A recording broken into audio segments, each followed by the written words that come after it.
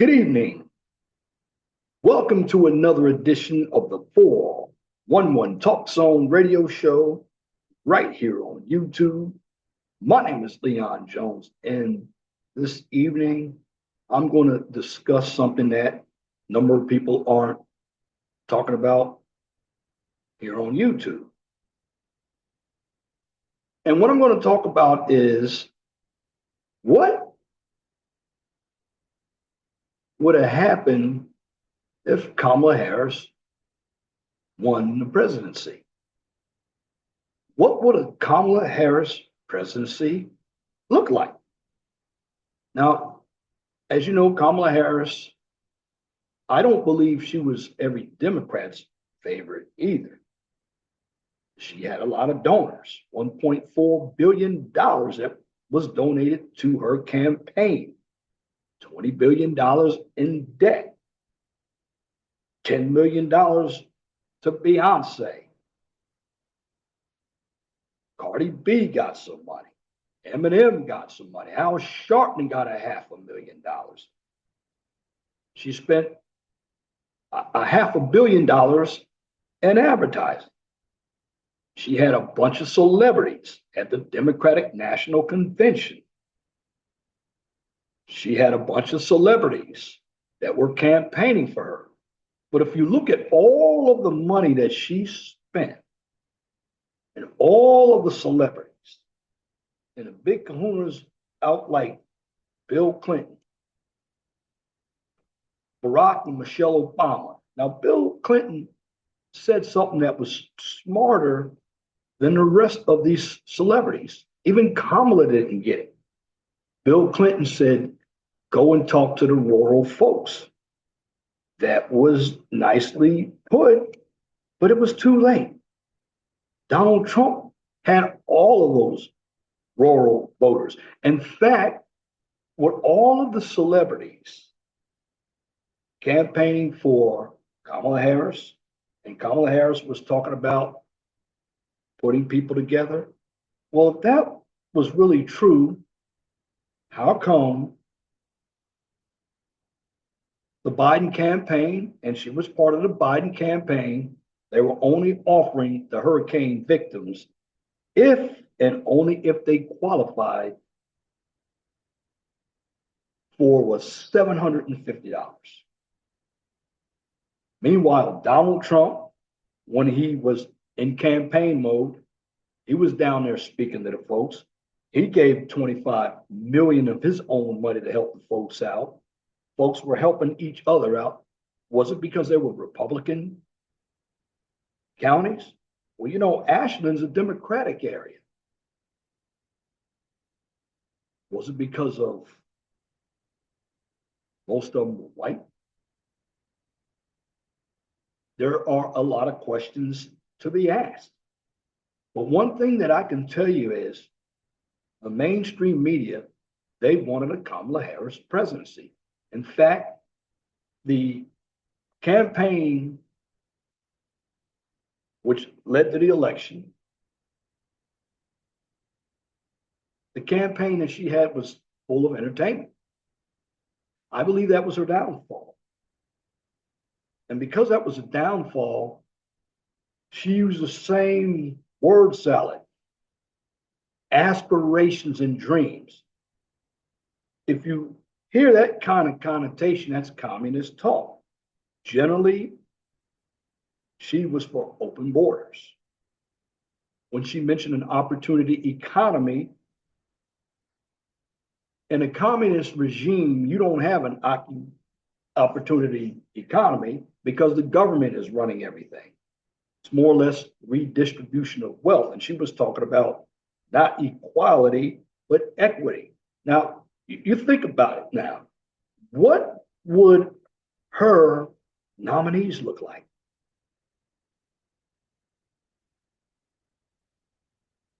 Because there's one thing I would tell you right now.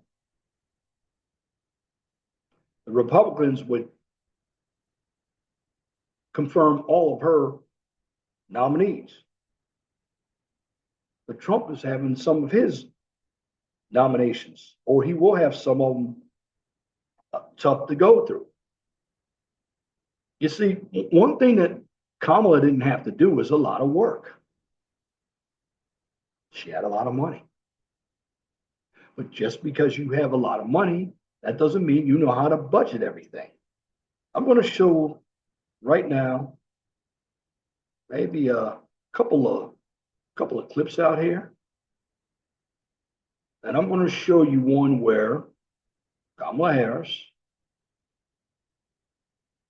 is going to start her run for the presidency. She's going to start her run for the presidency. And I'm going to stop the clip, go on, stop it, and I'm going to give you my commentary. But let's see how she is when she launches her presidency. Fair use. In this election, we each face a question. What kind of country do we want to live in? There are some people who think we should be a country of chaos, of fear, of hate. But us, we choose something different. The question is, what was she choosing any different? She talks about chaos, but everybody on her side is full of chaos. All they talk about is race and gender. And they have so many different definitions of pronouns. These individuals, in my humble opinion, are basically grifters. See, she was a media darling. And you hear a number of women who come on these left-wing outlets blaming everything on the men. Now, you think about it, it's a number of the women who made it about gender. Now, are there some men out there who voted for Trump as a protest vote? You bet. But there were quite a bit of people who voted for Kamala Harris because they don't like Trump either. Let's finish this clip out and let's see what Kamala Harris has to say. Fair use. We choose freedom. Freedom, freedom, I can't move. Freedom, cut me loose. Yeah. Freedom, freedom, where are you? 'Cause I need freedom too. The freedom not just to get by, but get ahead. The freedom to be safe from gun violence. The freedom to make decisions about your own body. We choose a future where no child lives in poverty, where we can all afford health care, where no one is above the law. We believe in the promise of America, and we're ready to fight for it. Because when we fight, we win. So join us. Go to KamalaHarris.com and let's get to work. I'ma keep on running 'cause the winner don't quit on themselves.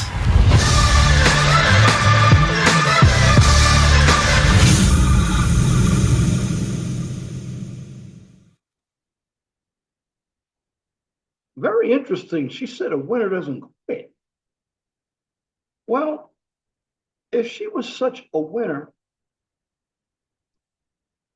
why did she leave her supporters at Howard University on election night hanging out to dry, just like Hillary did back in 2016, without even telling her supporters we ran a good race, but the result wasn't the outcome we wanted? Why did she wait till the next day? Was she looking for the election to run by lawyers? Was she looking for the reverse of 2020, where there were going to be some close states and a lot of recounts that were going to go in her favor? I don't know. But with all of that jazz that she was spouting, I still don't know what she stood for. But one thing that I do know, her actions or what she was putting on the table was communism. She is left to Bernie Sanders. And a number of followers to her were people like George Soros. In fact, you see NBC out there, or MSNBC, they're shaking in their boots now because there are talks that Elon Musk is going to buy MSNBC. That hasn't happened yet. And the mainstream media was very dishonest. The lies came from the mainstream media. Then every time Kamala Harris went out on the campaign trail and went up for any town halls or any type of meeting on television, she lied. Okay, let's get into another video of Kamala Harris. See what she's really talking about. Fair use. Fair use.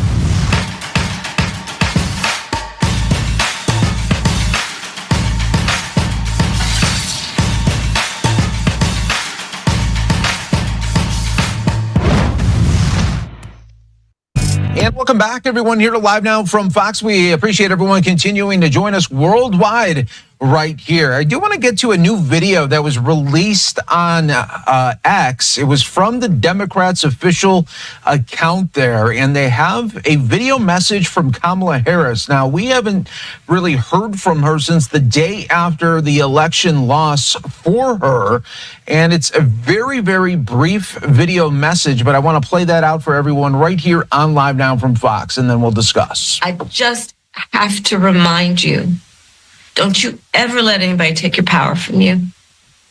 You have the same power that you did before November 5th. But what power is she talking about? Most of us don't even know how to utilize power. And who is she talking to? Is she talking to her supporters? Or is she trying to make herself feel good because she got shellacked during that election?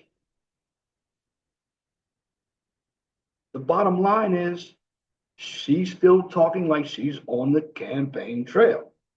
Now, is she trying to get a beat out there for 2028?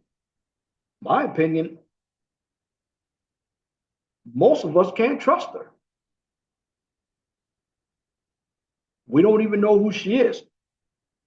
I know Candace Owens has talked about her family background. She won't even discuss her family. She had a book.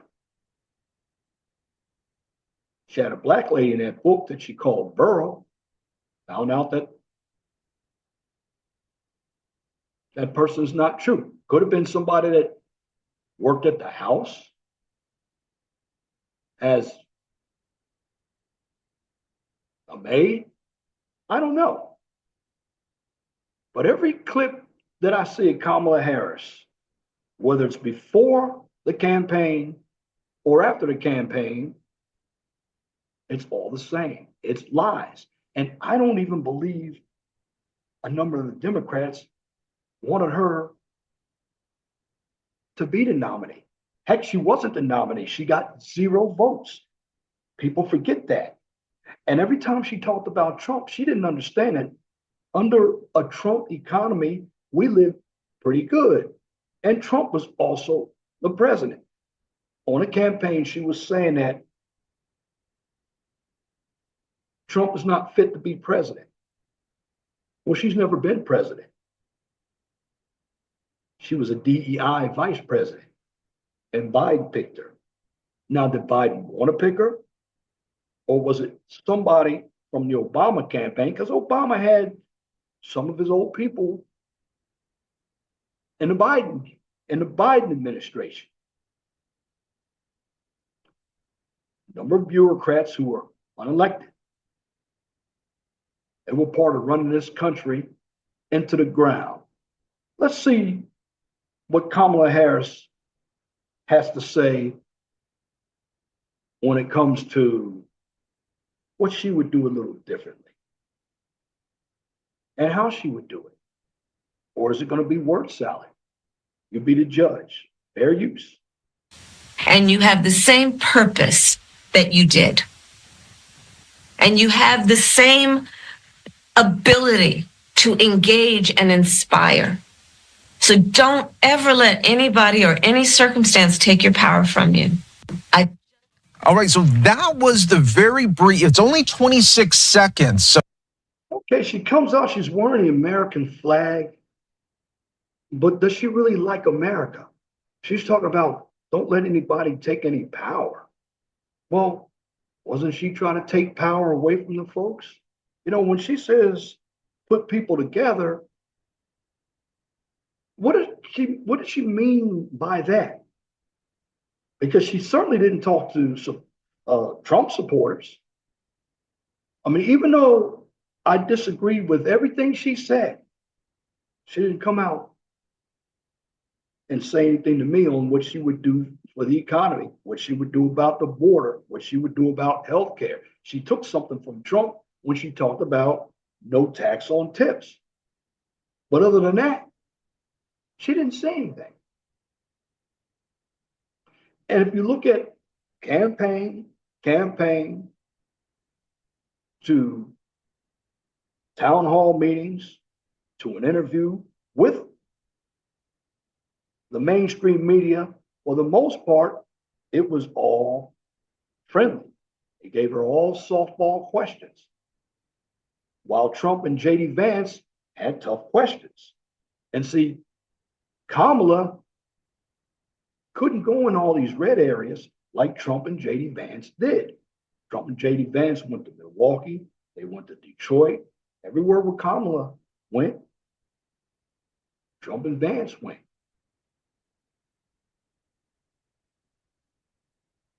The Kamala Harris campaign didn't come out to the rural areas. Did they think Trump supporters like me were all deplorables? Was she told how to run her campaign? Was her campaign manager any good? Was it all about the money? I mean, $1.4 billion is a lot of money. But let's hear what this news reporter has to say. And then I'll jump right back in. Fair use. So Kamala Harris putting out that video just about an hour ago. And we will also want to tell you about Kamala Harris's campaign aides have attributed the vice president not sitting down with podcast host Joe Rogan for an interview to President-elect Donald Trump's taping with Rogan, and suggested that Rogan leveraged the Harris campaign's offer to do the interview in Austin to get Trump in the studio there.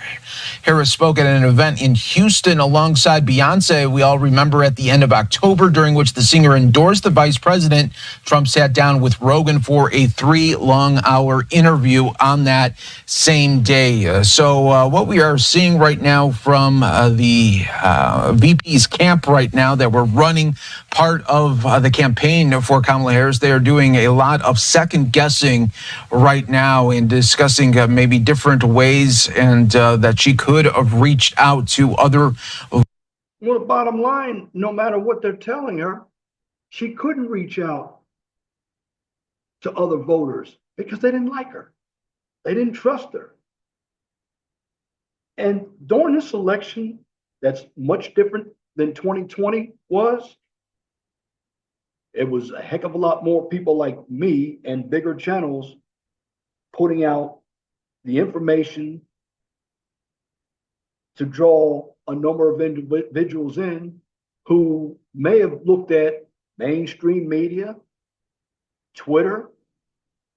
Conservatives weren't allowed on Twitter. Even President Trump, when he was president, had his account canceled when it was Twitter, when Jack Dorsey was CEO.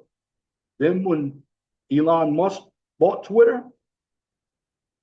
this is when all hell broke loose against the Democrats. Why? Because They had freedom of speech. And of course, people like me on the right have freedom of speech. And if you look at it right now, there's this energy in this country, and I call it a sigh of relief energy that I've never seen before. I mean, we were in doldrums. We were talking about groceries, wars. All I heard was abortion, transformers, misogyny, left-wing propaganda. And I'm still hearing Jasmine Crockett from Texas. Why don't you people in Texas vote this broad out? She is horrible. In fact, you get a number of these young congressmen in here, congresswomen, they're talking about civil rights. What do they know about civil rights? Many of them were born here in the 21st century, and they got lucky to get a seat because I guarantee she was elected because she was black. And many black people, when we deal with politics, we never deal with issues. That's why we're always broke. We always deal with symbolism. And for you folks in Chicago, that mayor that they have, Johnson, he was a teacher. So you put somebody in who was part of the education system or the indoctrination system to run your city, and you look at Chicago right now. It's one big shithole. Shitcago, that's what we should call it. He doesn't want Trump to come in and do anything with his city. Now, for all the individuals out there who have all these sanctuary cities, Colorado, Chicago, New York, you don't want any help? When the next Congress comes in, I believe it's on the 13th of January or the 4th of January, start cutting the funding off. What you have to do is make people who don't want to comply feel the pain. And I'm not saying comply by knocking on doors, dragging people out. No. What I'm talking about is you have these politicians who can't run a city. And it's funny how they talk about government. They want to wield all the power, but they don't want the power wielded against them. And that's what's going on in a lot of these Democratic cities. They have a lot of people who are in media, and the mainstream media has put out so many lies, so much propaganda. Whatever we hear on the media now, like The View, like MSNBC, all the alphabet channels, we don't believe it. Why? Because we've already seen the lies.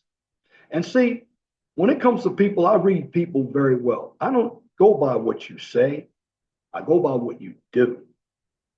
And then I look at your past, I look at your present, and how you may behave in the future, and I look at the trends. And Kamala Harris is easy to figure out. What she was looking for was an opportunity. Did she really care about the people?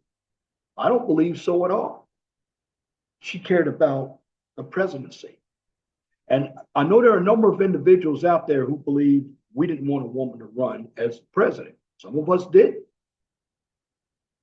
But I didn't want that woman running as president. If she cannot budget her money on a campaign, what makes you think she's going to be able to run the government efficiently? She can't. Number one, she's slept her way to the top. She's grifted. She sucked money from the taxpayers. She was a lousy DA. Now, is her political career over? Probably on a national level. I mean, she may look up if a Democrat is elected again. She might be in a pointed area. But even the Democratic Party, do they really like her? I don't believe so. Fair use. Let's continue. Voters. Now there's a video message coming out, very brief, just 26 seconds, urging her supporters to never, ever give up. So we're not sure if there is going to be another run for Kamala Harris in 4 years from now, but it looks like she wants to keep that door open and continue the conversation with her supporters there. So we'll be keeping an eye on that for you. And if we get any more updates or any reaction from this video, we will sure be to pass it along right to you. You see, she's trying to gain a run at the presidency again. Now, if you think about it, 4 years can go by really quickly. The next election coming up is 2 years from now when we have the midterms. And some of these rhinos out there, I hope they're primary. Because I just believe people like Susan Collins,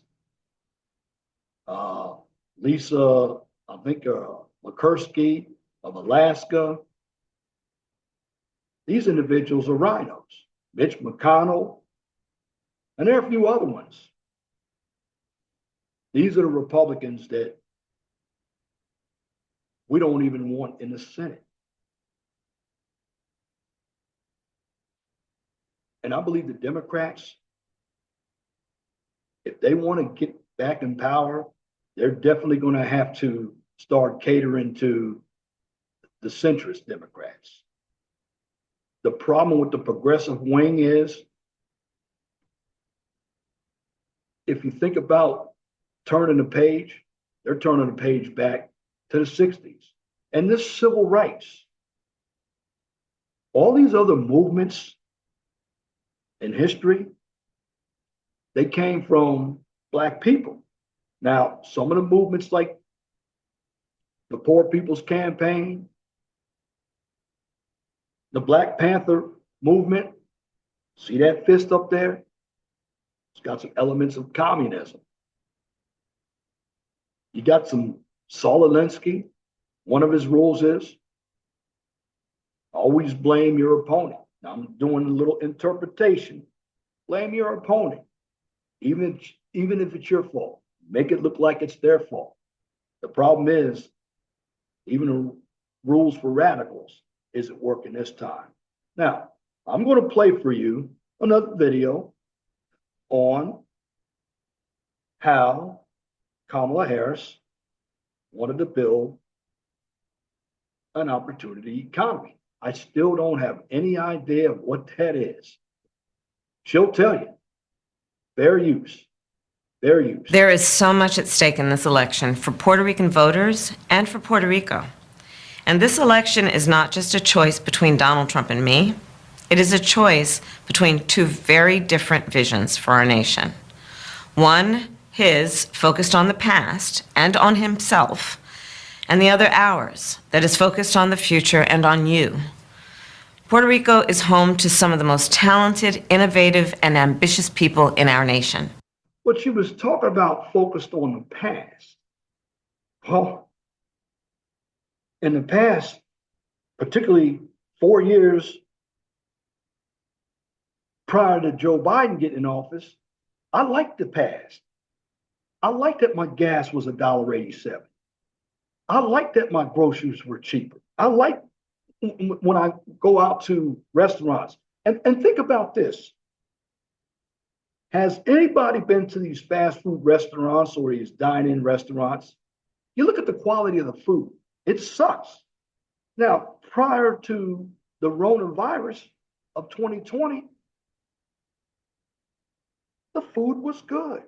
Now you look at the food now, everything is high. Now she's talking about going to the future. What would the future look like with her as president?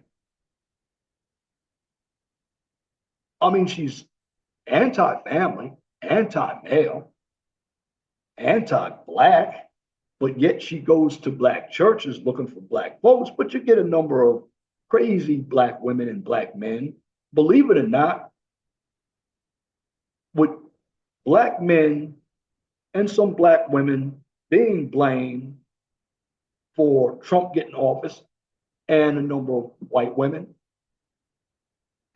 even let's say 10% of black women voted for Kamala Harris, 25% of black men voted for Kamala Harris, a correction, for Donald Trump.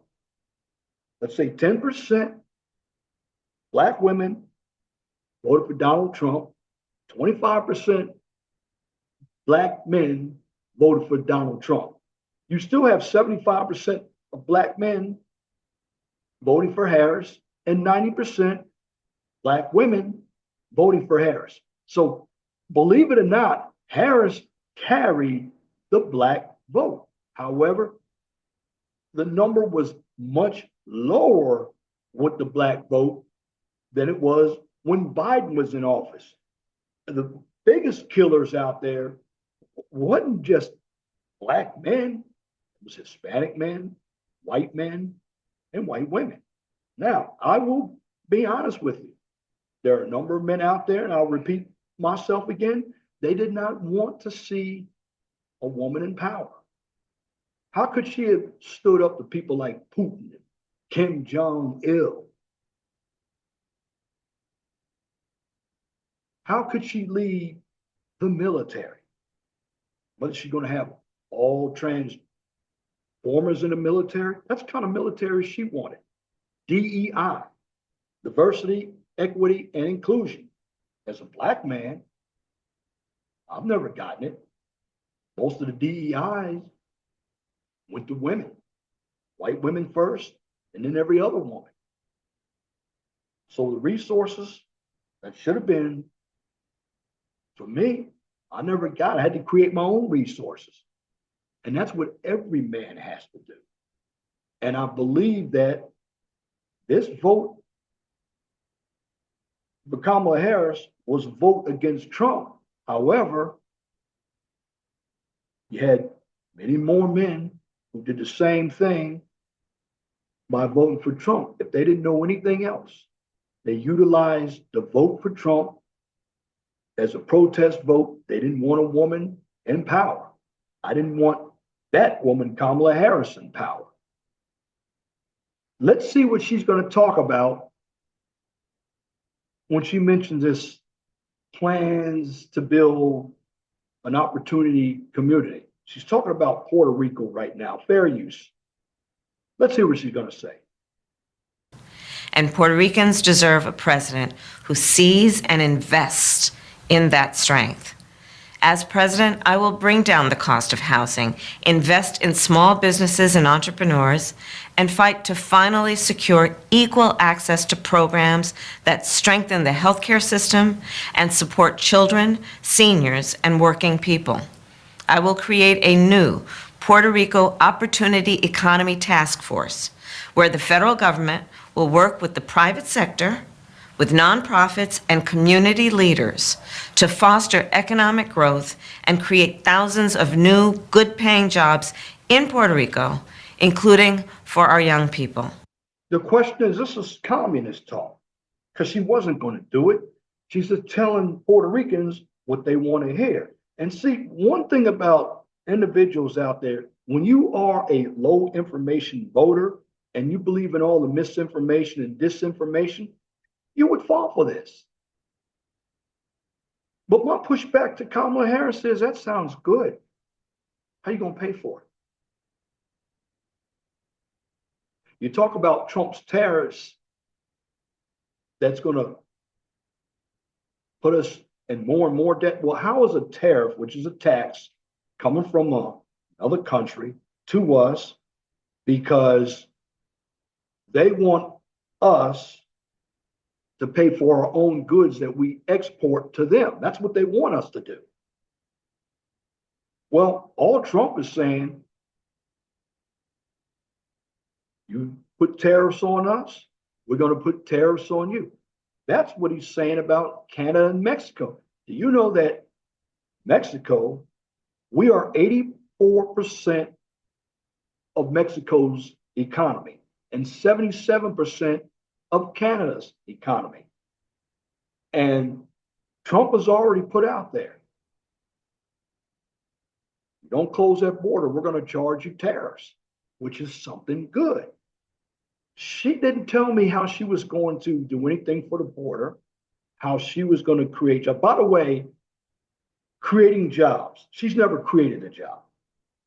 The government, certainly, they have government positions. But how does she create jobs in the private sector? And with her talking about creating jobs, along with Kamala Harris, she's for the Green New Deal, the Paris Accord. So that means she's going to be charging taxes on carbon emissions. She's going to be all into this climate change. I'm not saying climates don't change, they do naturally. But she's going to use it as something political to get more money out of us. And she's one that's going to raise taxes. She says she's not. She says she's going to cut taxes for the middle class. However, if the middle class persons are workers and the companies aren't paying taxes because they have ways to write off things, same with some of your riches out here, rich people out here. But you know the tax code out here, income tax. Income taxes are made for us to get over. And if you have a business, you can write certain things off. And this is what a number of individuals don't understand. The employee and the customer is always going to get stuck with the taxes. So she's talking about the rich, they're not paying their fair share of taxes. Well, who are her donors? Question that. Who are her donors? They're very rich. So you're going to ask your donors to pay more taxes. But yet you want to be president. What do your donors think about that? Fair use. Let's continue. And I know that Puerto Rico's economic future depends on urgently rebuilding and modernizing the island's energy grid. That's why I will cut red tape, ensure disaster recovery funds are used quickly and effectively, and work with leaders across the island to ensure all Puerto Ricans have access to reliable, affordable electricity. I will never forget what Donald Trump did and what he did not do when Puerto Rico needed a caring and a competent leader. Actually, she's wrong about that. Trump dumped a lot of money into Puerto Rico, especially when they had hurricanes. And I know what she's trying to say as well. Talk about that comedian. When he said, that comedian said, Puerto Rico is like trash. Well, he didn't say the people, he said Puerto Rico has a trash problem.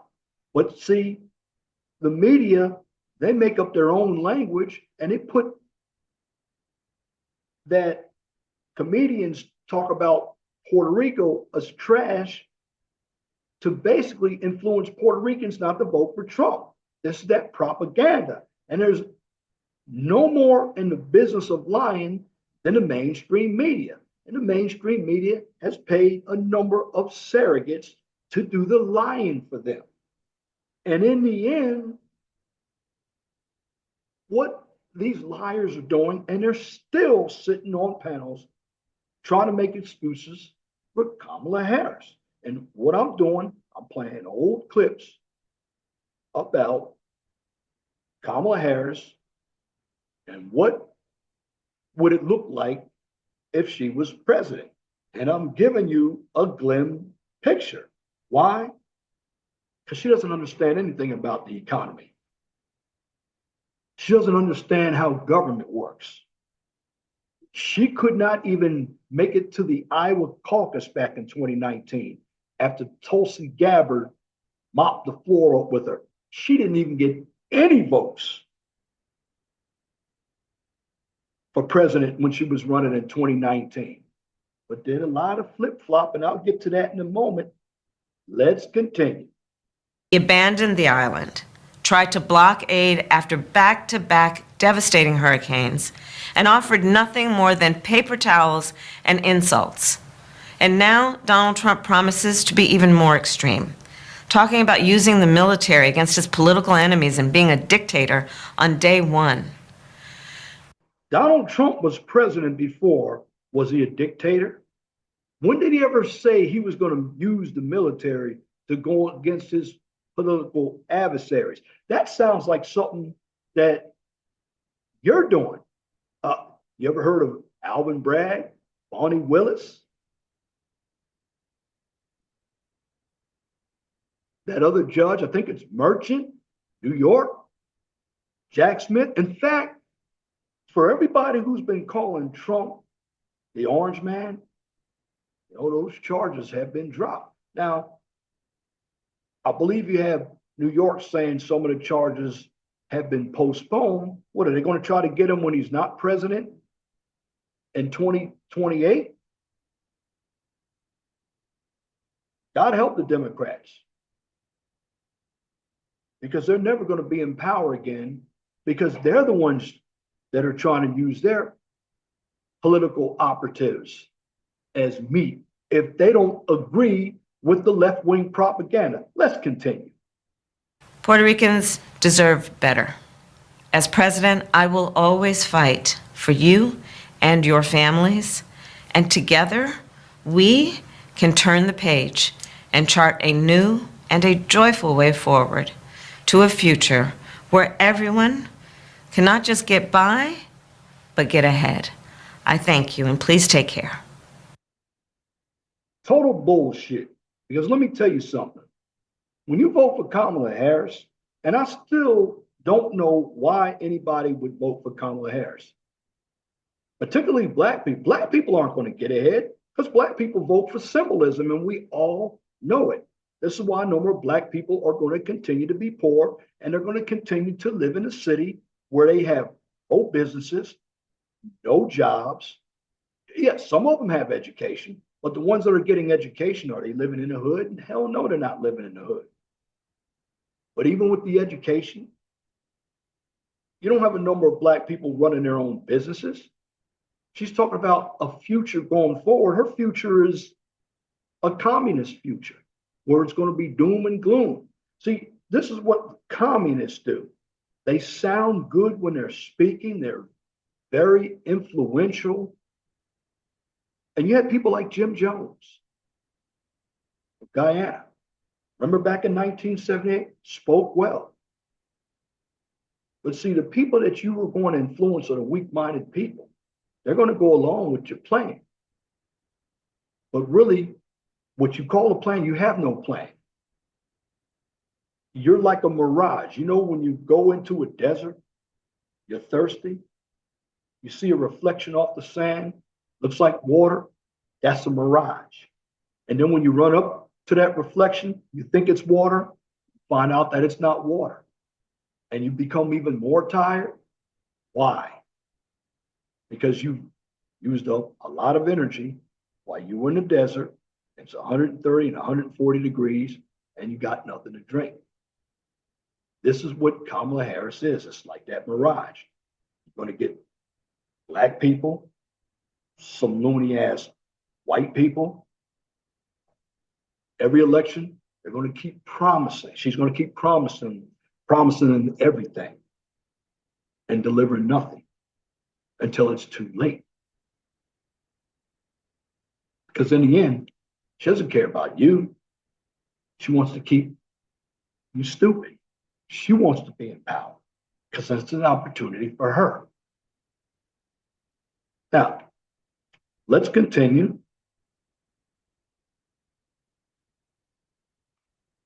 Let's continue with what's going on here. Vice President Kamala Harris remarks, fair use.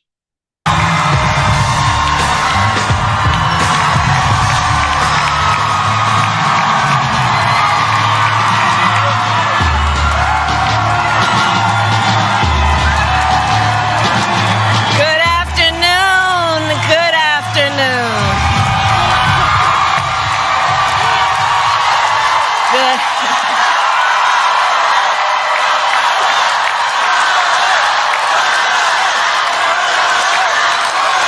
Good afternoon, everyone. Good afternoon.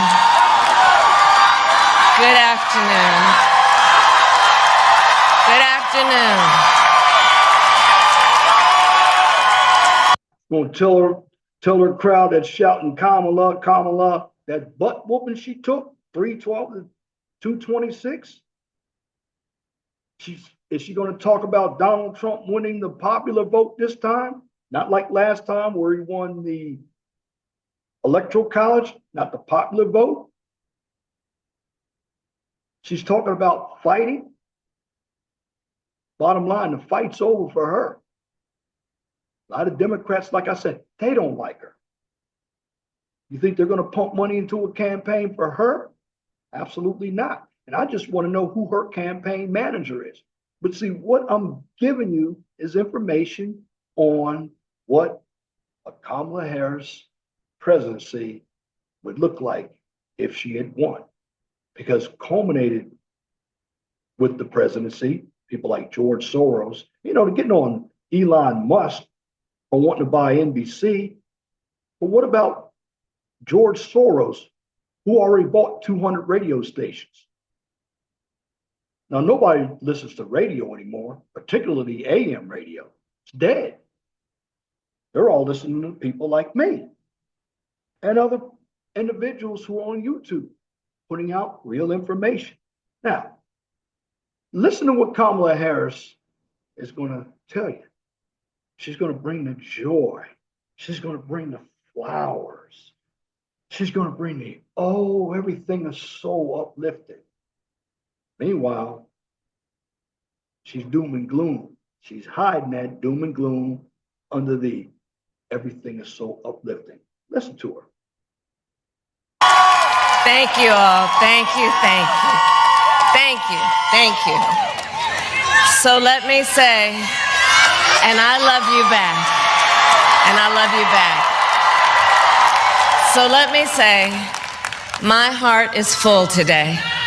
My heart is full today, full of gratitude for the trust you have placed in me, full of love for our country, and full of resolve. The outcome of this election is not what we wanted. No, but the outcome is what you got. And what is your love for this country? When basically you don't even understand this country. You slept your way to the top. You're not that smart. You tried to go into black churches to get votes from black people. Meanwhile, you told a couple of hagglers at one of your small rallies, you're at the wrong rally. Go to the smaller rally when, in essence, your rallies were out of gyms. You were busing people and you were paying people to come in and do the bidding for you. And when that didn't work out, the media still made excuses for you. Let's continue. Not what we fought for, not what we voted for, but hear me when I say, the light of America's promise will always burn bright. As long as we never give up and as long as we keep fighting. Well, that's what our side is doing. We're the ones who kept fighting. We avoided the monstrosity of 2020. We've nailed people like you to the cross where you've lost power and you're talking about fighting. People aren't fighting for socialism and communism here unless it's for the dumb folks that you have in your audience. But keep on telling them lies. Because the more people who believe your lies, the more people on my side, we gain wisdom, and we're going to keep people from your side from getting in office. because you're nothing but a empty bag, empty promises, media driven. And the media is crying and making excuses for why you didn't win. You didn't win because you were a terrible candidate. Fair use. Fair use.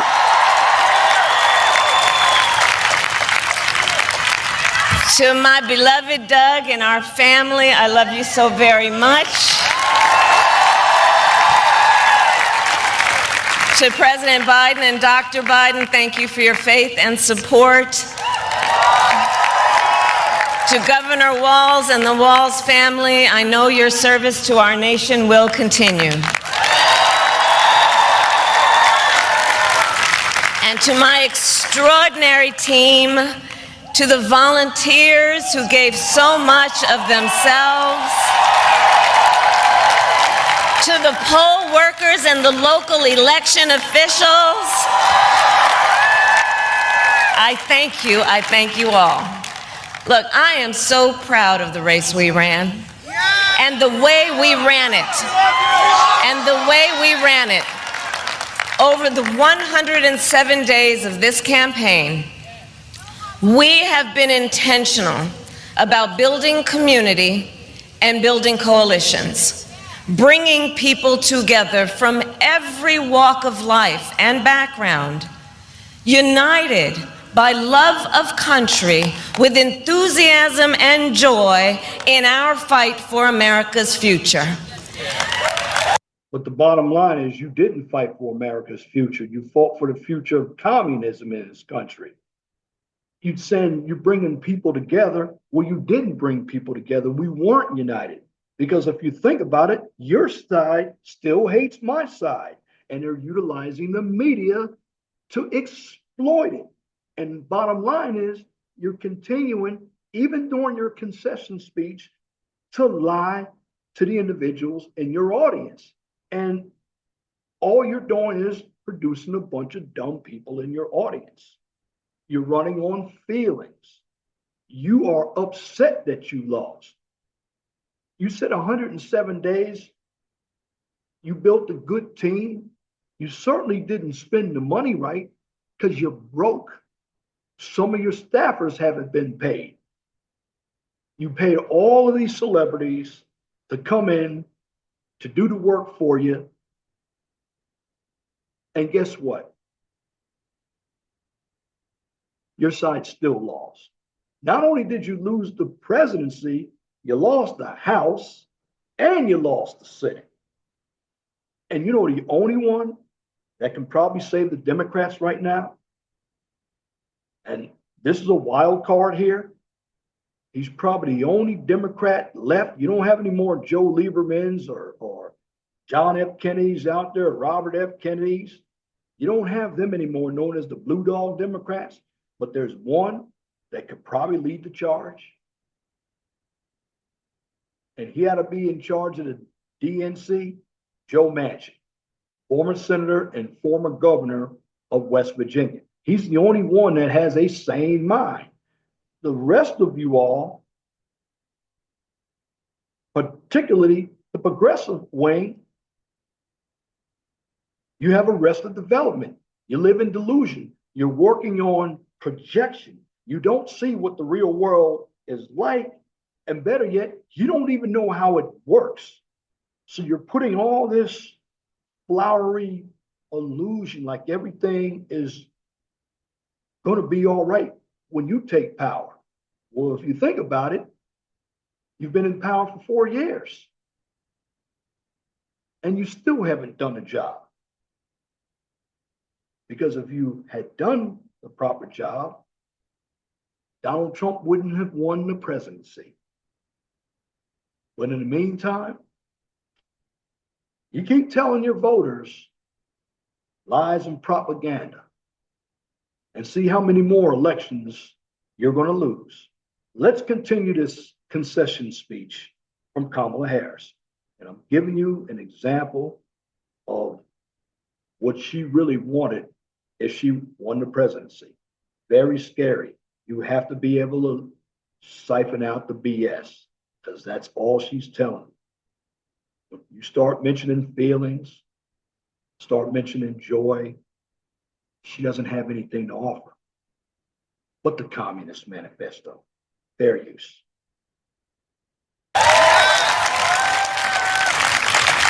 And we did it with the knowledge that we all have so much more in common than what separates us.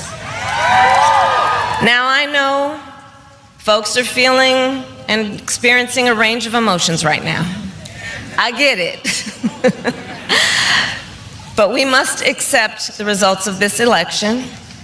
Earlier today, I spoke with President-elect Trump and congratulated him on his victory. I also told him that we will help him and his team with their transition, and that we will engage in a peaceful transfer of power.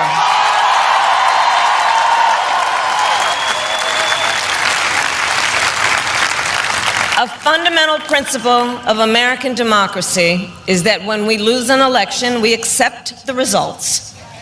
That principle, as much as any other, distinguishes democracy from monarchy or tyranny. And anyone who seeks the public trust must honor it. At the same time, in our nation, we owe loyalty not to a president or a party, but to the Constitution of the United States. But that's funny because you all are dedicating everything to your party. Because what the Democrats do, they have to go along to get along. It was your party that kicked Joe Biden out to install you into his position because of his loss to Donald Trump during the election. And we're talking about a democracy. Folks, we are not a democracy. We are a republic. The majority doesn't rule. This is why in the Senate, and people like Kamala Harris, they want to kill the filibuster. Well, you can kill it if it works for you, but there's going to be that time where it doesn't work for you. You have to think about what you're doing and what you're saying. And the bottom line with Kamala Harris, everything that she told was a lie. She was against fracking. She was for fracking. She was against energy. She's for energy. She says she wants to help the middle class. She's giving you a lot of what she says, but she doesn't know how to do it. She was against the border. Now she's for the border. That's because she's looking at an opportunity, or she was looking at an opportunity to become elected. The bottom line is she got caught up in all of our lies because there was too many of us who were putting the information out. We were pushing back on the mainstream media, and there was nowhere for her to run. And people like me, we're going to keep putting that information out because the Democrats aren't giving up. They're still going to play their games, but they have to remember Donald Trump played chess, not checkers. So the Democrats, they put themselves in peril. And what you're hearing in his concession speech, in my humble opinion, she's doing what she's supposed to be doing. She's conceding. But she really wanted to be president. But she wasn't qualified to be president.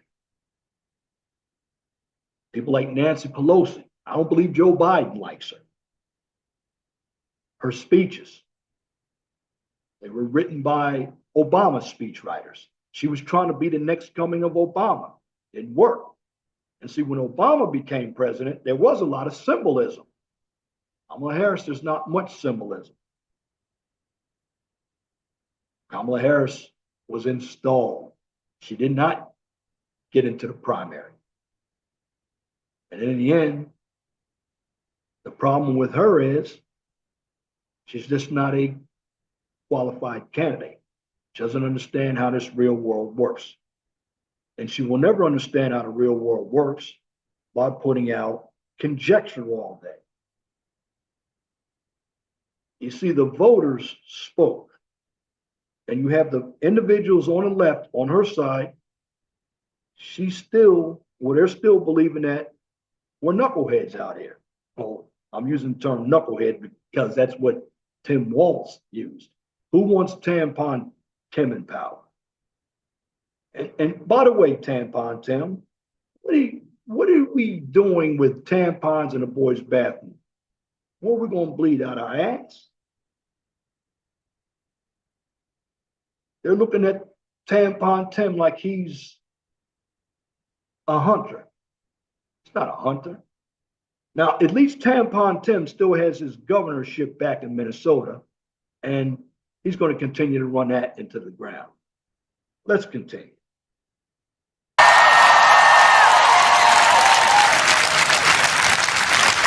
And loyalty to our conscience and to our God.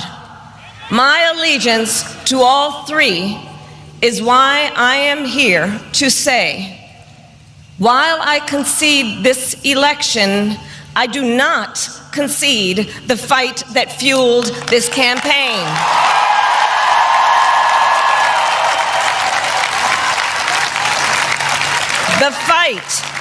The fight for freedom, for opportunity, for fairness, and the dignity of all people. A fight for the ideals at the heart of our nation, the ideals that reflect America at our best. That is a fight I will never give up.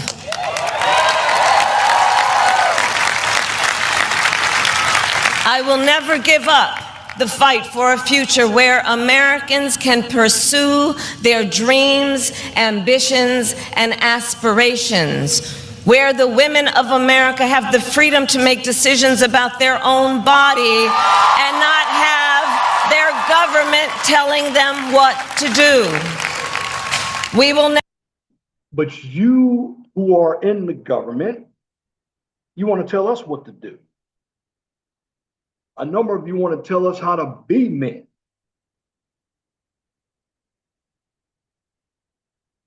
A number of you individuals who are feminists in the government, you're anti-male, you're anti-family,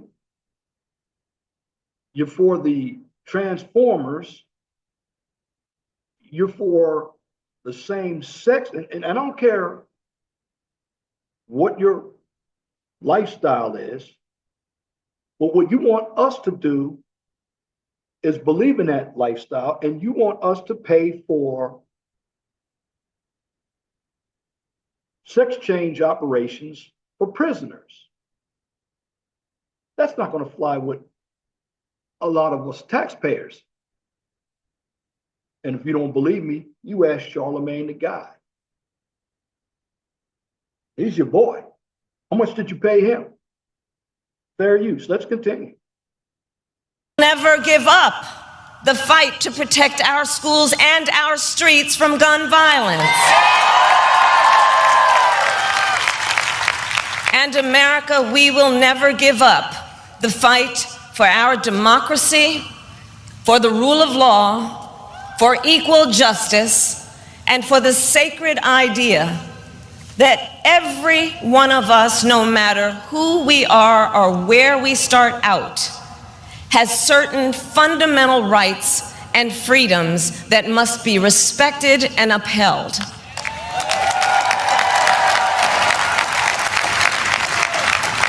And we will continue to wage this fight in the voting booth, in the courts, and in the public square. And we will also wage it in quieter ways, in how we live our lives, by treating one another with kindness and respect, by looking in the face of a stranger and seeing a neighbor, by always using our strength to lift people up, to fight for the dignity that all people deserve. The fight for our freedom will take hard work, but like I always say, we like hard work. Hard work is good work. Hard work can be joy. Hard work ain't smart work. You see, Vice President Harris, you didn't get into the real fight. See, our 47th president, he was ambushed twice. You don't know what fighting is. All you're doing is giving out everyday touchy-feely bullshit, particularly to your women voters out there. Because you're trying to get them to vote for you.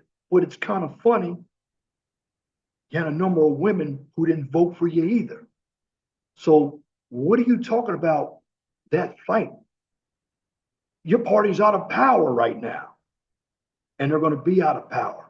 So you can't go and put 25 justices in the Supreme Court like you wanted to do. You can't go and make Puerto Rico and Washington a state so you can gain 4 more senators so the Republicans will never be in power. You can't do that now.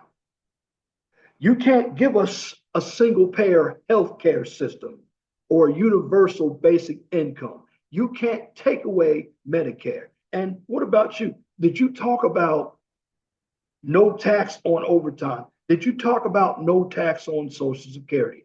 Or is everything that you're mentioning touchy-feely?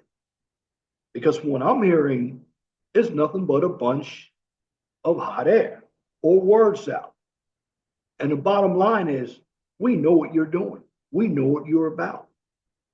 You have no plan. You're just utilizing Karl Marx and Saul Alinsky.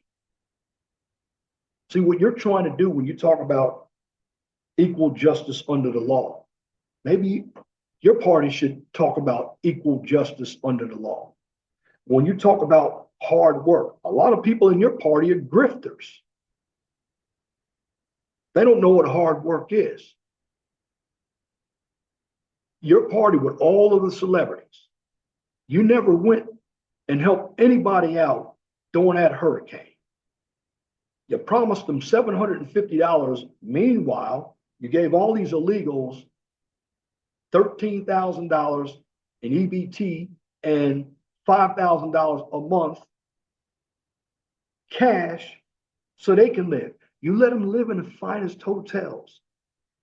And because your party, which you and Joe Biden were part of, let so many migrants in, they basically destroyed the country. You look at Lincoln Riley and some other young girls that got killed. Now, that individual that killed Lincoln Riley, he now is serving life. And I'm going to tell you something. He's going to get in jail. They're going to tune his ass up. His feet are going to be dangling if he doesn't put a rope around his own neck in jail. Because he fucked up. And it was your party who let that happen. But you're screaming about Donald Trump, who was already president, who just made one phone call, and he's already putting a halt to the Israeli and Hamas war. And he's not even in power. He's already making phone calls to stop people from coming in and out of our country from Canada and Mexico. You had 4 years to do it, and you didn't do it. And you're on a campaign trail saying Donald Trump isn't fit to be president when he was already president. And guess what? It's a new day. He's president again. And you have to sit and watch as he governs. And you're going to show how he really governs the country this time. See, he didn't know too much last time. You better believe it this time. Donald Trump 2.0, he ain't playing.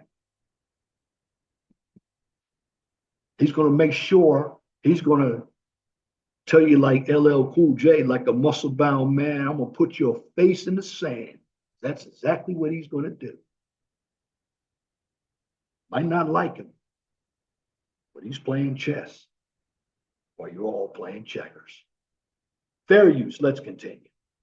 Joyful work. And the fight for our country is always worth it. It is always worth it.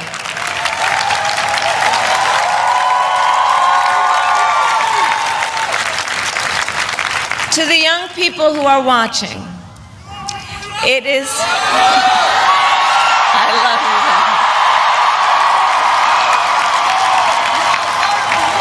you. To the young people who are watching, it is okay to feel sad and disappointed, but please know it's going to be okay. On the campaign, I would often say, when we fight, we win. But here's the thing. Sometimes the fight takes a while. That doesn't mean we won't win. That doesn't mean we won't win. Well, you didn't win. What are you talking about? You won't win. You didn't win. You got your ass kicked. And yet again, everybody on your side, they're crying. Everybody on our side, we dealt with it. We didn't get much gain in the midterm, but we sure got our gain here in 2024, and we're loving it. There is a new energy in this country, and there's some masculinity back in this house.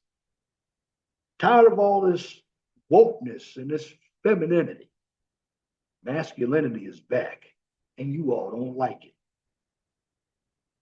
And we're going to continue to bring masculinity back. So you all made it a gender war when you had the Obamas out there.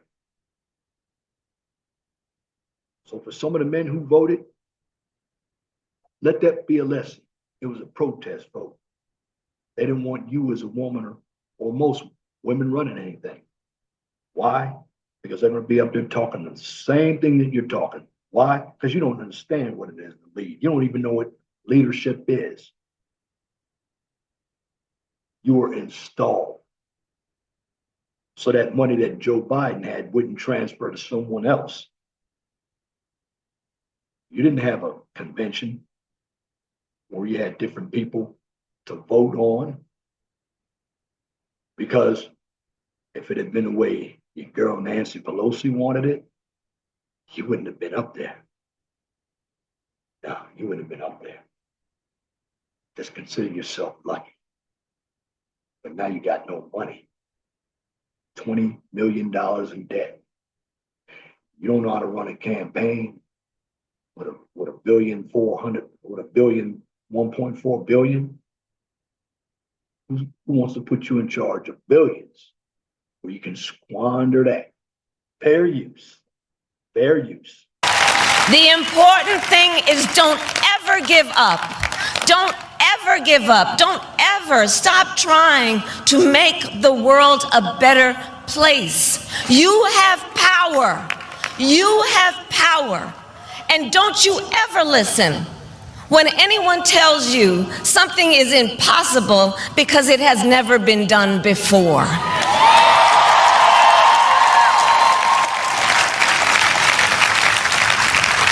You have the capacity to do extraordinary good in the world. And so to everyone who is watching, do not despair.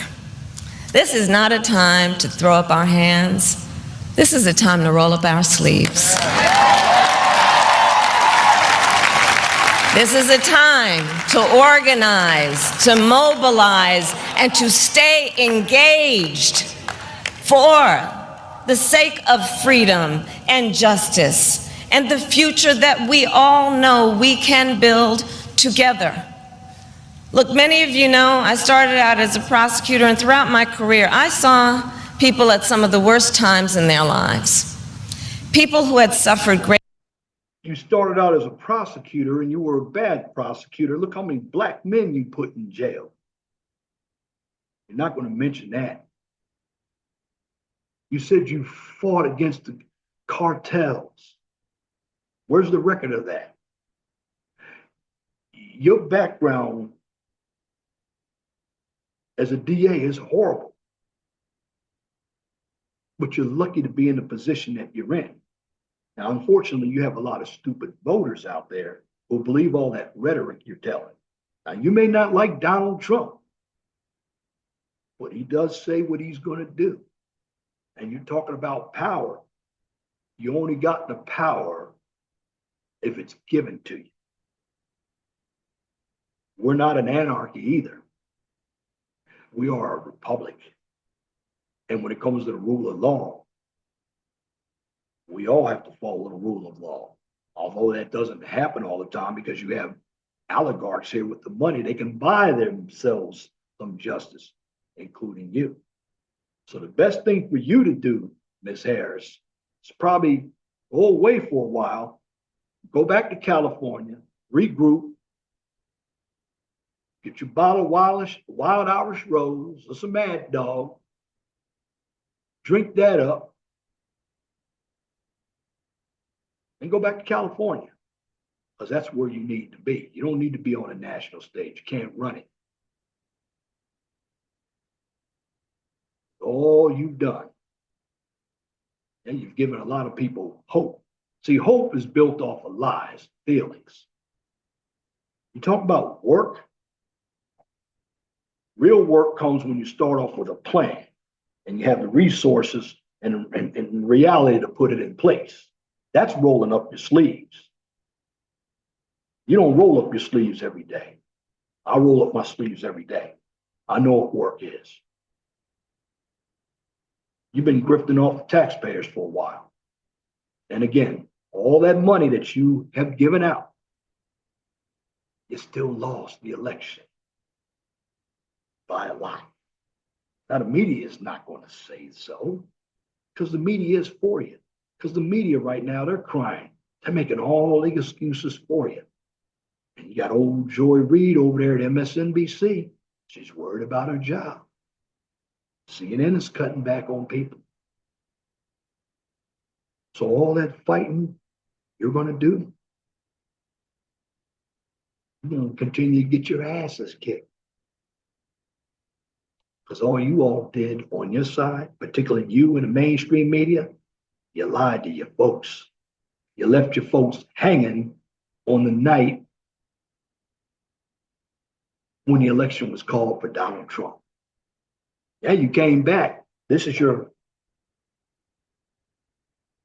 concession speech. You should have done that instead of leaving your supporters hanging. But that's what Hillary did.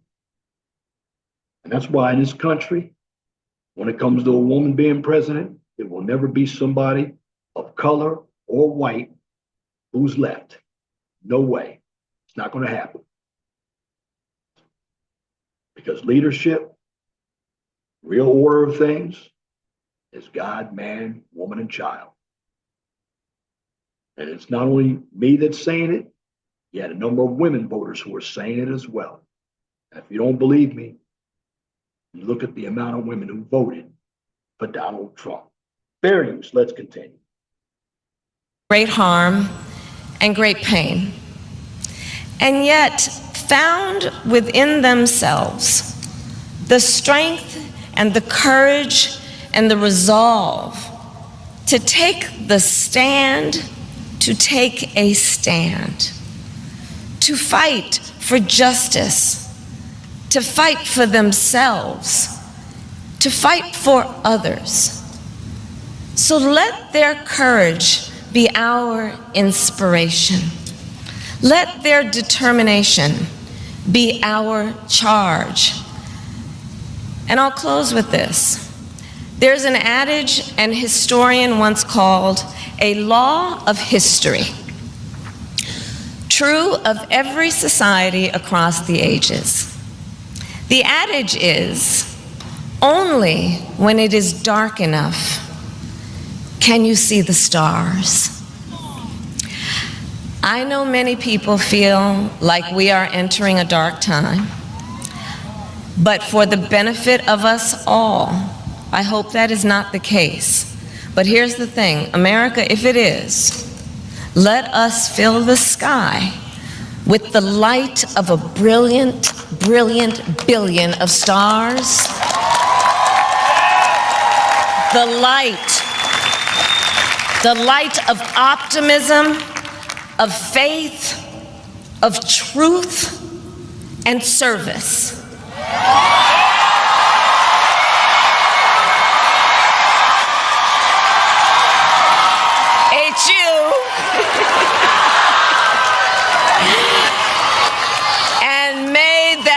work guide us, even in the face of setbacks, toward the extraordinary promise of the United States of America. I thank you all. May God bless you, and may God bless the United States of America. I thank you all.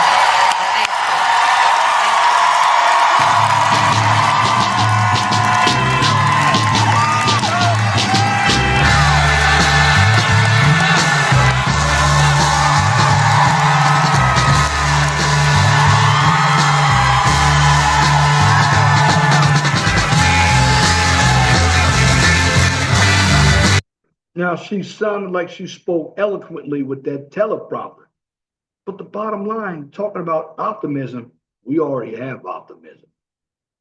You see, if she had won, we would be in the doom and gloom. But I tell you what we would be doing if it were our side, we'd be getting ready for the 2026 election, starting off with the midterms.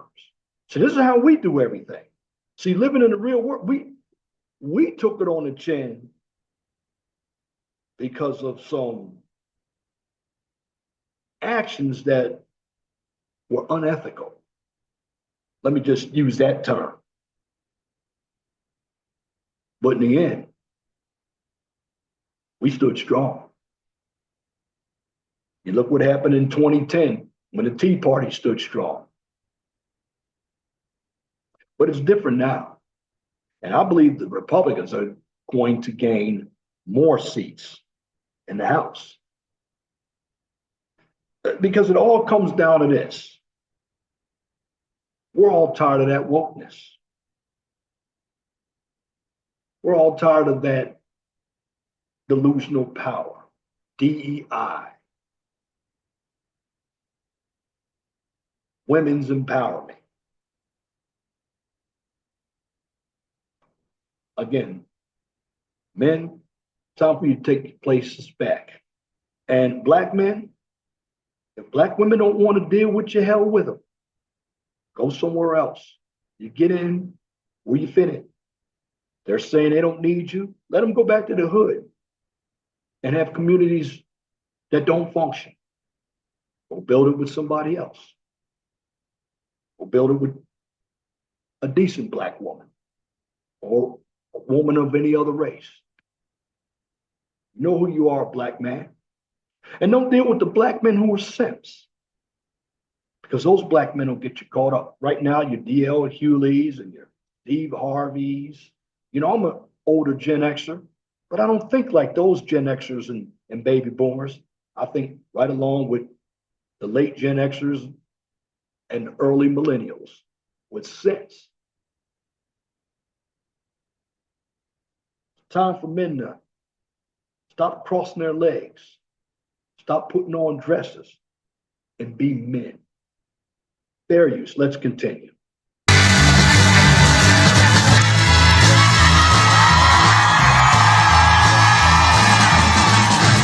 to rain on the thunder. Tell the storm I knew. I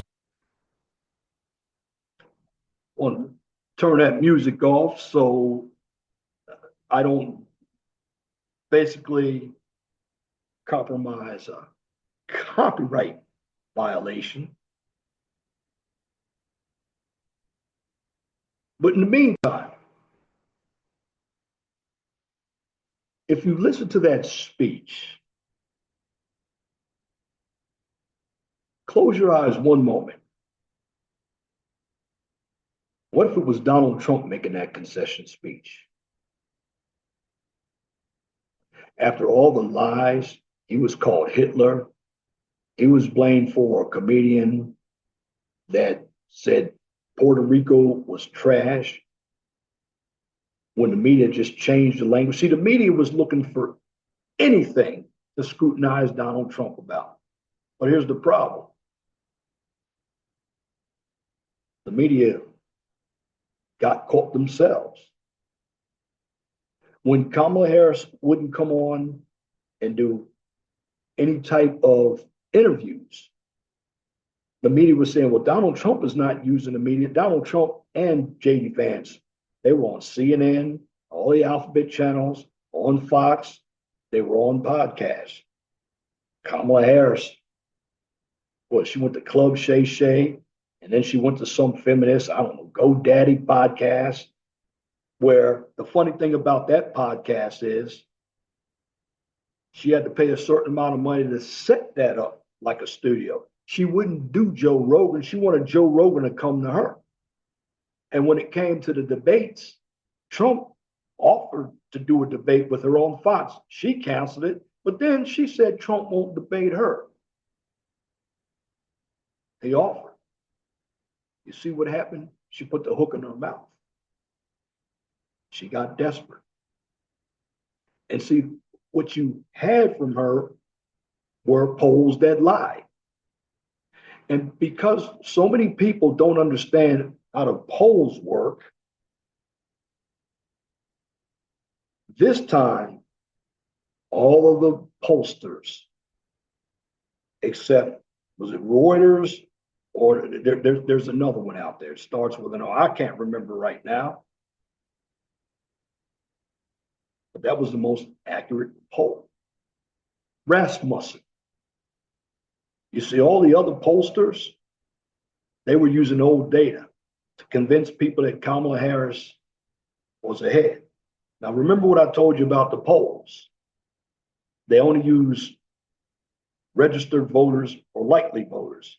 And then the sample was very small. And then there were times that they didn't take Kennedy off of the ballot as well, like in Michigan. So Trump would have had more votes if they had taken Kennedy. And Kennedy tried to get his name off the ballots. He couldn't get his name off the ballots.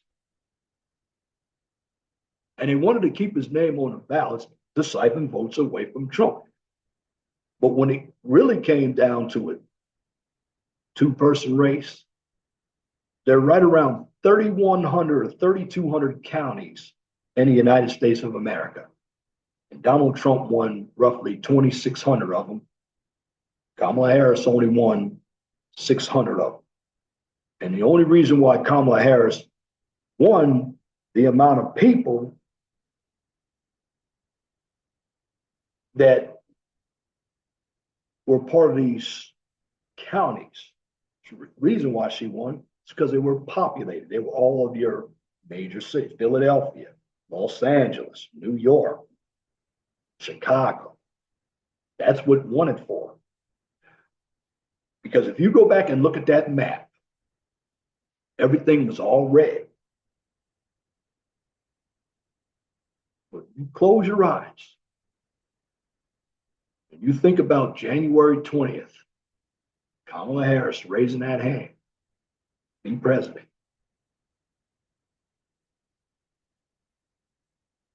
What would you be thinking now? Would you have to put a lot of money away? Would you have to think about the Green New Deal?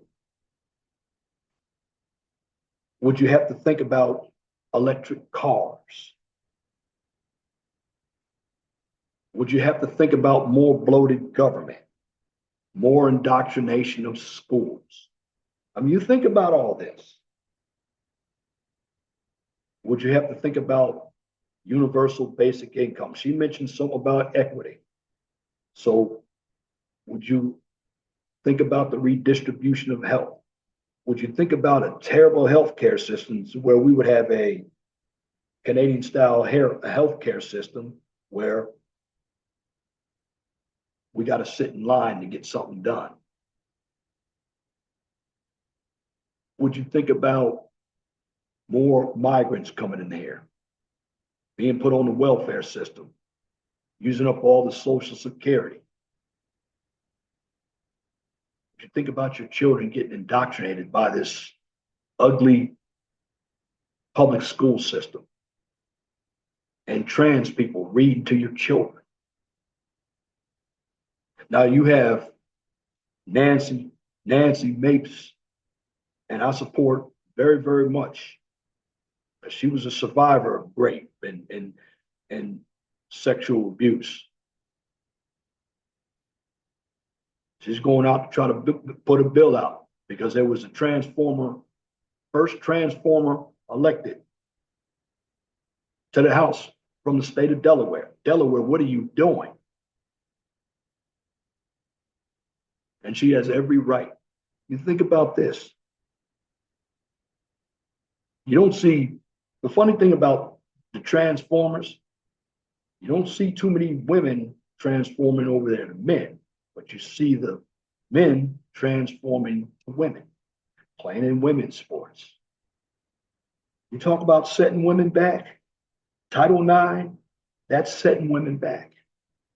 That's what you women would have had behind a Kamala Harris presidency. Deletion of babies. Well, one of the reasons why the Black community and even some of the communities in America, yeah, they wanted more of the migrants to come over and have babies so we can put more of them on welfare so they can vote for the Democrats. But we didn't want Americans to have more babies.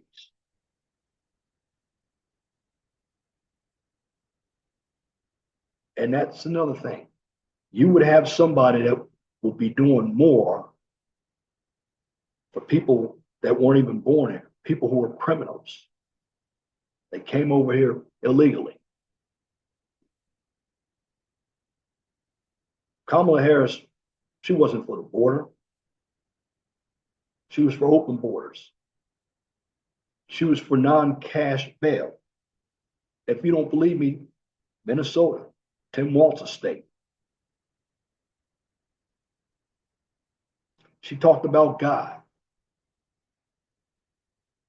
She's not for God. She said she celebrated Kwanzaa one time. Kwanzaa is something that's brand new. Came out in 1966. She's only a year older than I am. She didn't celebrate Kwanzaa. See, that's another problem with Kamala Harris. She tried to appeal to be Black, trying to talk Black, especially when she mentioned putting collard greens in a tub. And as Black people, we do not put collard greens in a tub. Remember, we got to wash our asses, our feet in the tub. I know some of us pee in the tub when we're taking a shower. When we wash out the tub,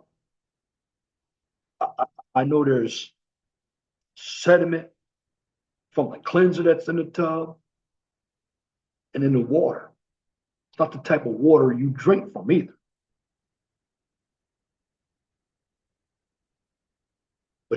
But first, she was a Sunni Indian. Kamala Harris, her father was a Marxist. She had a number of people in her family who were slave owners. So did Sonny Houston. So you have all these people out here, like Whoopi Goldberg. You got that bitch ass nigga out there who's a professor from Princeton. Van Jones, who's a devout communist himself, who tries to be pro-Black, but he's married to a white woman. Watch some of these pro-Blacks out here. They talk all that pro-Black shit, but they're married outside their race. Van Jones is one of them. Yeah, people like Cornel West, he's been married 4 times. They all act like they serve the Black community. They don't serve the Black community. Blacks have no community. A community is an entity that functions. You have your own banks, your own grocery stores, your own doctors, your own engineers, your own lawyer's office. And now you even have some city services, but you probably have an all-Black police force. You probably have Blacks representing you in your city council. I know you have a Black mayor. You have Blacks representing you in your fire department. You have medical, you have education, you have churches. It's not in the Black community right now.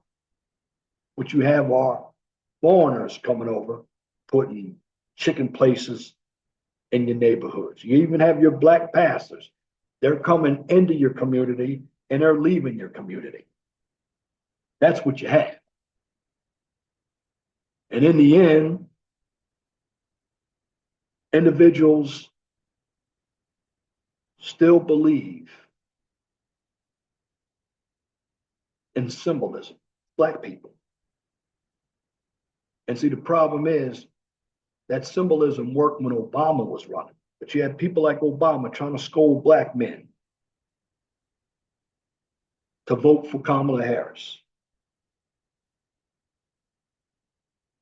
You had people like D.L. Hewley, Steve Harvey, Ricky Smiley, number of these other coon niggas out here telling us we're sellouts. You know who the real sellout is? You all are the real sellouts. There was this Black chick up there telling us that Black men are uneducated. When you asked them why they voted for Trump, they said the economy. Maybe those Black men did not know how to articulate the economy. But let me tell this Black broad something. We voted for the economy because we need energy. You bring the energy down, other sectors of the economy come down, and then we can have better production, which better production is going to give us lower prices on products. And we can keep all the work here in America. Part of the economy is lowering corporate taxes, giving incentives to small businesses so we can create jobs, lowering taxes. That's what you do for the economy. But you're too stupid to say Black men don't have any education, when in essence, you probably went to school and they gave you an indoctrination instead of an education. But you have a number of these Black broads coming up there saying that because they don't know what the hell is going on, because they're too much riding on white feminism, white supremacy themselves to understand what's going on. And many of them don't like Black men. And we know it. Some of them sound worse than the Klan when they talk. They don't want Black men, they want white men, but yet they don't want Black men going outside dating who they want. They think they can run and they own Black men. You have Dr. T. Hassan Johnson. He talks about that all the time. And you got dumb white women out here who are trying to tell me how to be Black, trying to tell me about racism. When in essence, you're the racist, you're the guilty one, because you talk about race so much. You got too many people on the left that view everything in the form of identity politics. This is why you don't have any policies that work. And in the end, the bottom line is the party on the left, the party of the Kennedys. It's,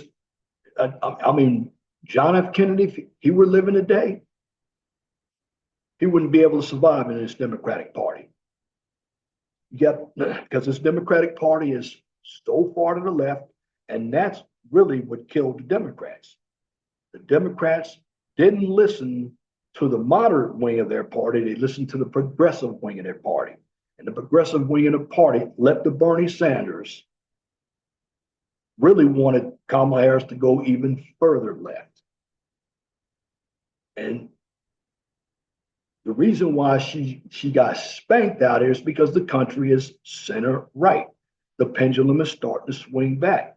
We're starting to understand that we don't want transgenders teaching our kids bullshit in school. We want our kids to grow up in families that are headed by mothers and fathers. We don't want to deal with the deletion of babies. In fact, the funny thing about that, thought that was going to be a big issue for women, wasn't an issue at all. The economy and borders. She talked about keeping cities safe, guns. Well, it's the cities that you represent that have a lot of the killings. Here in the Indianapolis area, it's becoming just as violent as Chicago is, because you got out of control people.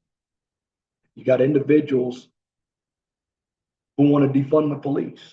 This is what Kamala Harris and the Democrats were about. They really want communism. But see, under communism, which many of you, you've never lived under communism. You've never even been to a communist country. You go to Venezuela, you go to China, or you go to Cuba. You all talk about communism like it's this newfound freedom. You're not free under communism. Look at Pol Pot. Look at Mao Zedong, Mussolini, Fidel Castro. Look at those people. He passed away, but Chavez of Venezuela, is that what kind of country you want? You all talk about freedom, and then you want to cancel speech. See, Don Lemon left X because he said he wasn't getting free speech. No, he had free speech, but there were a number of people who disagreed with him, and they were calling him out. You see, what the Democrats call free speech is really their speech. They want to silence the other side. They want the other side to be ignorant. That's what they want. They don't want pushback. That's why there's so much energy in this country now, because there's a lot more pushback. And the people on the right are pushing back. And here's the thing, people on the right, you rhinos out there, your asses are going to get primary. We know who you are. You better put Trump's nominees in there. But we're going to be all over YouTube from now until 2026 to get your asses out of there. Susan Collins, Lisa McCursky, whatever her name is, from Alaska. There are a few other ones out there. John Thune, we're watching. Mitch McConnell, you take a hike, go back to Kentucky. You're done. We don't need you around anymore. Bitten the hand that feeds it. You're with the other guys. Look at Liz Cheney. And it's funny, you had all these Republicans, Lincoln Chafee, the Lincoln Project, and what really killed Dale, Project 2025. That's all I heard come out of Kamala Harris's mouth. Project 2025.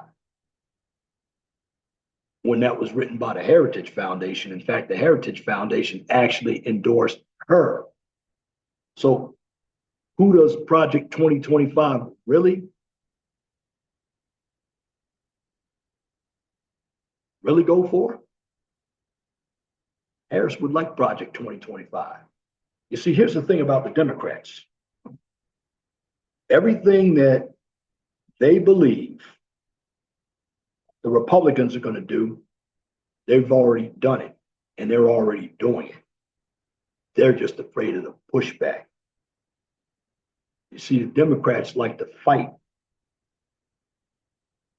when there's no action coming back at them. But when there's action coming back at them, they cry. They want to utilize the court system.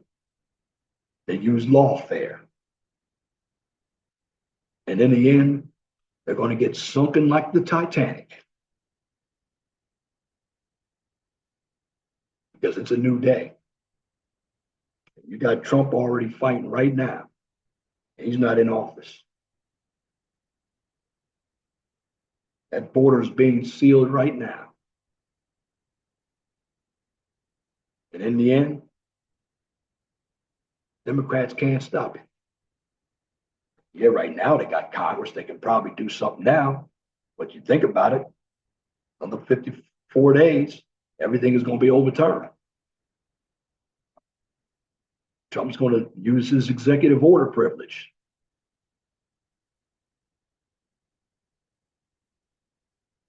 Think about it. Think about everything that I said if Kamala Harris had become president. Where we would be right now.